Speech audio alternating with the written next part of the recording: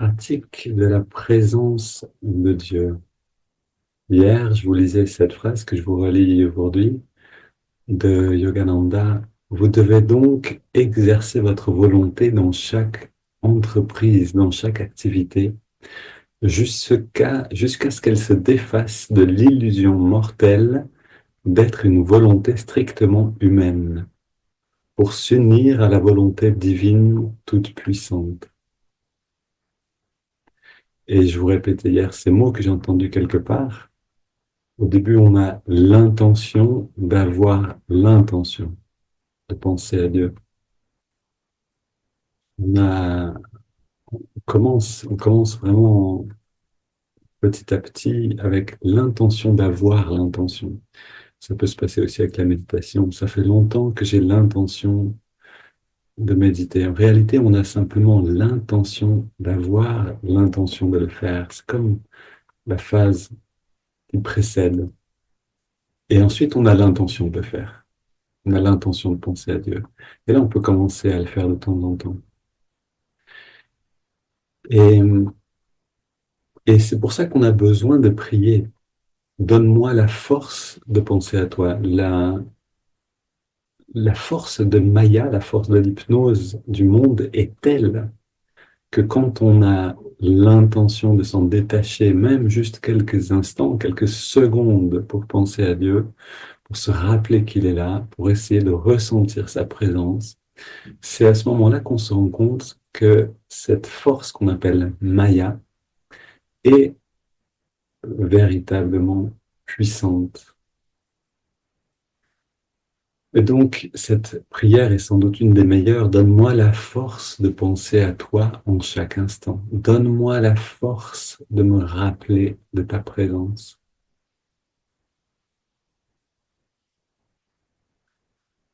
Et alors, quand on a prié avec sincérité de cette manière, avec assez d'intensité, avec cette soif de respirer que quelqu'un peut manifester quand il est sous l'eau et que ça fait trop longtemps qu'il est sous l'eau. Quand on commence à développer cette soif-là, on, on peut commencer à penser à lui.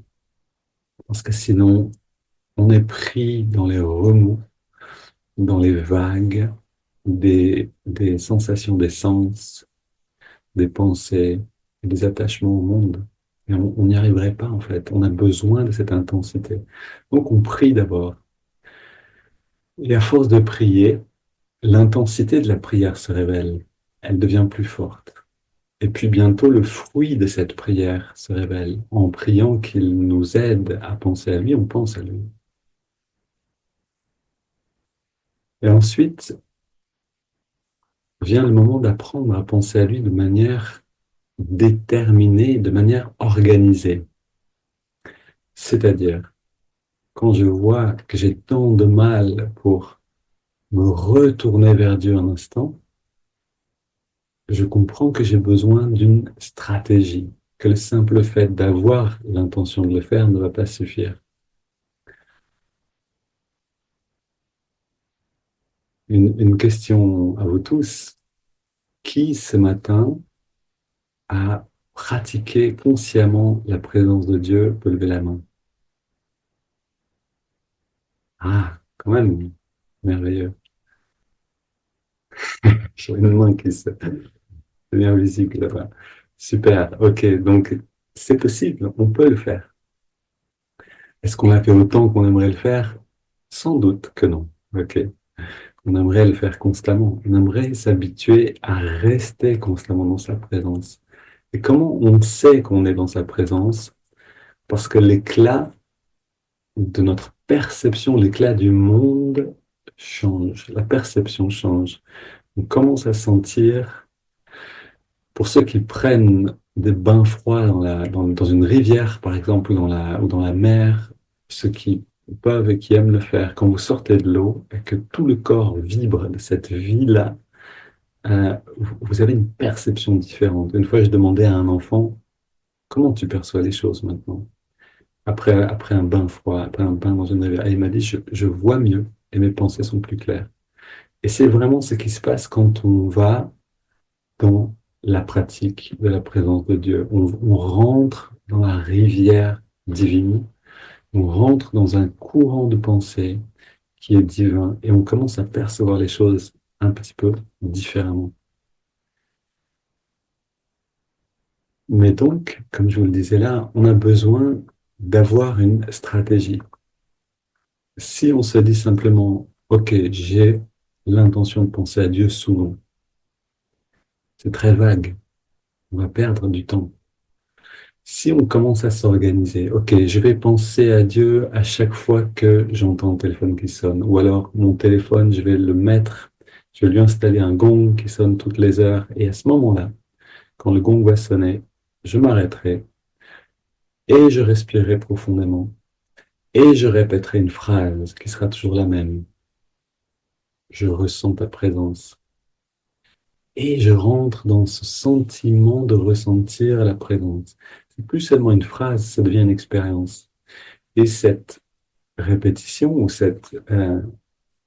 oui, la répétition de cette phrase et l'approfondissement de l'expérience, je vais lui donner un temps défini.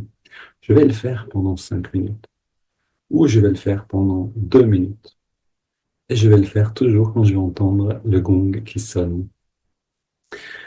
Avec une stratégie aussi solide, on peut commencer en effet à approfondir cette pratique, exactement comme on a euh, une stratégie solide pour se mettre à méditer jusqu'à ce que la méditation devienne une nécessité. On est tous passés par là. À un moment, on médite un jour, et puis on médite plus pendant une semaine. Et puis on dit, tiens, c'était quand même pas mal. On y retourne.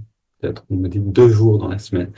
Et puis à un moment, on se dit, mais pourquoi peut-être qu'on rencontre aussi des personnes qui nous aident sur le chemin et on commence à méditer tous les jours. On fait une retraite, par exemple, et on médite tous les jours.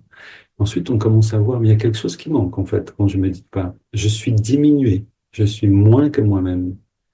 De la même manière, quand on commence à pratiquer la présence de Dieu d'une manière organisée, d'une manière stratégique, on va pouvoir commencer à s'attacher à cette présence, à cette qualité de conscience et de fluidité. Si on commence à s'attacher à ça, alors ne pas pratiquer la présence de Dieu, ça va commencer à nous manquer. Là, on commence à passer de l'autre côté.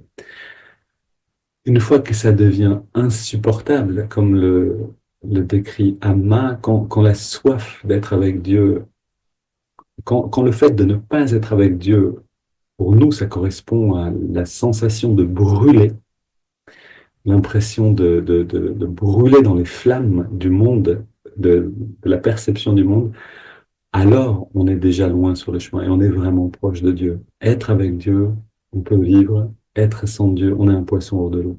Pour l'instant, on est habitué à être un poisson hors de l'eau. On a besoin de se réhabituer à être dans l'eau et à y prendre goût. Et je termine avec cette